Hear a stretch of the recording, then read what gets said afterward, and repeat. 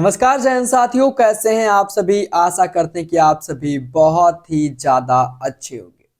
खबर आ रही है निकलकर होमगार्ड जवानों को लेकर। आपको थंबनेल पर दिख रहा होगा कि यूपी होमगार्ड खुशखबरी, पुलिस समान वेतन मीटिंग में हुआ बड़ा आदेश। जो कि आपको मुख्यमंत्री योगी आदित्यनाथ की फोटो और माननीय प्रधानमंत्री की फोटो आप लोगों को थंबनेल पर साफ साफ दिख रही होगी। यहाँ पर हमारे पास इतने पेज की खबर, इतने सारे आदेश लगे हुए भैया, इतने सारे करीबन 40 आदेश कॉपीज को रखा गया। इन आदेशों को आप लोग के लिए लगाया गया और ये जवानों को लेकर बहुत ही अच्छी खुशखबरी है। तो चैनल पर आगे बढ़ने से पहले आपसे करूंगा छोटा सा रिक्वेस्ट कि चैनल पर नए हैं तो वीडियो को लाइक कर चैनल को सब्सक्राइब कर लेना और कमेंट बॉक्स में भी जय हिंद जरूर लिख देना। चलिए खबर में आगे बढ़ते हैं।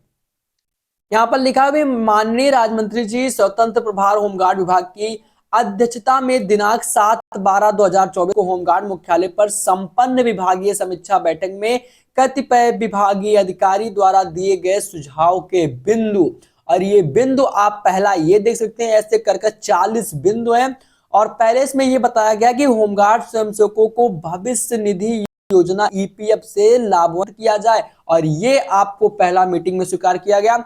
दूसरा ये बताया गया है कि होमगार्ड स्वयंसेवकों के गंभीर रूप से घायल होने पर अथवा दिव्यांग होने की स्थिति में विशेष फंड बनाया जाना चाहिए। और तीसरी हेडिंग यहाँ पर यह है, इसमें यह बताया गया है कि होमगार्ड मुख्यालय स्तर पर प्रोन्नत भर्ती बोर्ड की स्थापना की जाए। और मध्य यहाँ पर चौथा रखा हुआ है कि मध्य प्रदेश होमगार्ड की भांति उत्तर प्रदेश होमगार्ड को स्वयंसेवकों को भी सेक्शन लीडर, प्लाटून कमांडर के अनैतिक पदों पर पदोन्नति किया जाना चाहिए। और यहाँ पर पांचवी हेडिंग है कि आवंटित अधिकारी भर्ती पर लगी रोक को हटाया जाना चाहिए।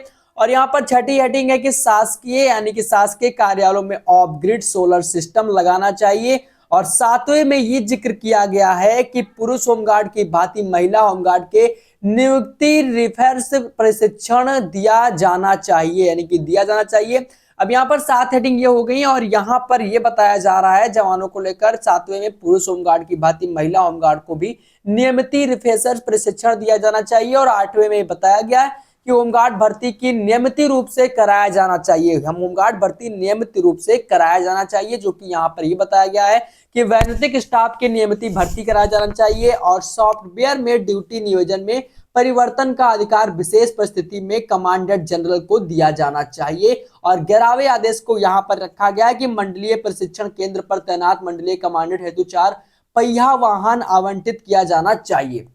अब यहाँ पर ये 11 आदेश को यहाँ पर पूर्त किया गया और उसी के साथ यहाँ पर 12वें में ये लिखा है कि होमगार्ड स्वयंसेवकों हेतु जिला में होमगार्ड बैरकों की स्थापना किया जाना चाहिए। और राजस्थान में सरकार की तर्ज पर, अब यहाँ पर 13वें में जिक्र किया गया है कि राजस्थान सरकार की तर्ज पर महिला होमगार्ड को मातृत्व अवकाश भी दिया जाना चाहिए। यहाँ पर जो राजस्थान में जो व्यवस्था है कि राजस्थान सरकार महिला को अवकाश दे रही है। वहीं पर चौथे में ये बताया गया है कि राजस्थान की तर्ज पर होमगार्ड स्वयंसेवकों को एक पेड लीव और यही एक पेड लीव भी दिया जाना चाहिए, यहाँ पे बताया गया है। और यहीं पर 15 में ये बताया जाना है कि राजस्थान की तर्ज पर प्रत्येक जिले में ट्रेनिंग सेंटर होना चाहिए। और कुंभ मेले के बारे में जिक्र किया गया है 16वें लाइन में कि कुंभ मेले में अन्य प्रदेश के होमगार्ड को ड्यूटी लगाया जाना चाहिए। और 17वें में जिक्र किया गया है कि होमगार्ड स्वयंसेवकों के माफ कीजिएगा भाई अंतर जनपदाय ट्रांसफर स्थानांतरण किया जाना चाहिए। और 18वें में बताया गया कि जिला कमांडेंट के पास होमगार्ड की रिजर्व कोटा होना चाहिए, जिससे मांग आने पर कहीं लगाया जा सके। अब यहाँ पर बताया गया है कि भैया यहाँ पर प्रतिष्ठान में ड्यूटी कराने वाले होमगार्ड को सामान्य संवेदनशील कोटा से अलग रखा जाना चाहिए। 19 चीजों का यहाँ पर जिक्र किया गया। उसके बाद 20वें का यहाँ पर यह बताया गया कि वैज्ञानिक अधिकारी को भी होमगार्ड भांति कम से कम 1 करोड़ का बीमा कवर किया जाना चाहिए, 1 करोड़ रुपए का बीमा दिया जाना चाहिए। और जनपद गाजियाबाद में कुल होमगार्ड की संख्या 708 में वृद्धि किया जाना चाहिए। 22वें में यह बताया गया कि होमगार्ड के प्रत्येक थाने में अलग बैरक बनाया जाना चाहिए। अब यहाँ पर 22 चीजों की बिंदु की जिक्र किया गया है, जिसमें से अब 23वें में यह बताया गया है कि सभी जिले में कमांडेंट के नीचे निरीक्षक का पद अवश्य हो। और इसके साथ साथ होमगार्ड को स्वयंसेवकों की प्रतिवर्ष 10-12 अवकाश प्रदान किया जाना चाहिए। होमगार्ड को अवकाश को लेकर जिक्र किया गया है। और 25वें में जिक्र है कि होमगार्ड स्वयंसेवकों को इंसास राइफल की ट्रेनिंग दिया जाना चाहिए। 26 यहाँ पर लिखा हुआ है कि जिला होमगार्ड कमांडर को 9 mm की पिस्टल दिया जाना चाहिए। 27वें में जिक्र है कि होमगार्ड विभाग की मीडिया पॉलिसी बनाया जाना चाहिए। होमगार्ड विभाग के लिए एक मीडिया की पॉलिसी भी बनाया जाना चाहिए, जिससे होमगार्ड जवानों को हर एक सूचना सबसे पहले मिल सके। 28वें में जिक्र किया गया है कि ड्यूटी सॉफ्टवेयर में सुधार की आवश्यकता है, क्योंकि बहुत से जवानों की ड्यूटी लंबे समय तक के स्थान पर लगाई जाती है। अब यहाँ पर 29 में जिक्र किया गया कि प्रत्येक जिले में पुलिस लाइन की तरह होमगार्ड लाइन की व्यवस्था कराया जाना चाहिए। 30वें में जिक्र है कि होमगार्ड स्वयंसेवकों को मानसिक विकास के लिए समय समय पर कार्यक्रम आयोजित किया जाना चाहिए। 31वें में जिक्र है कि नवनियुक्ति जिला कमांडेंट को सीधा जिला कमांडेंट के रूप में नियुक्ति कर 1 से 2 माह के लिए फील्ड प्रशिक्षण उपलब्ध कराया जाना चाहिए। अब इसी के साथ यहाँ पर 32वें लाइन में जिक्र कि पुलिस अधीक्षक विभाग जिला कमांडेंट की अगली वेतन वृद्धि एसपीवी यानी 5 वर्ष को किया जाना चाहिए। और 33वें में जिक्र है कि होमगार्ड जवानों की गलती पर किसी ऐसे दंड का प्रावधान किया जाए जिससे उनका आर्थिक पक्ष प्रभावी ना हो। और यहीं पर 34वें में जिक्र है कि मृतक आश्रितों भर्ती के संबंध में ऊंचाई, चेस्ट व शिक्षा कम करने रहने की स्थिति में आश्रितों के लिए प्रत्येक कंपनी में 10% पद व्यवसायिक, नाई, धोबी, मोची, माली इत्यादि भी किया जाना चाहिए, यानी कि इनको भी पद दिया जाए, इस तरह से भी पद रखा जाए।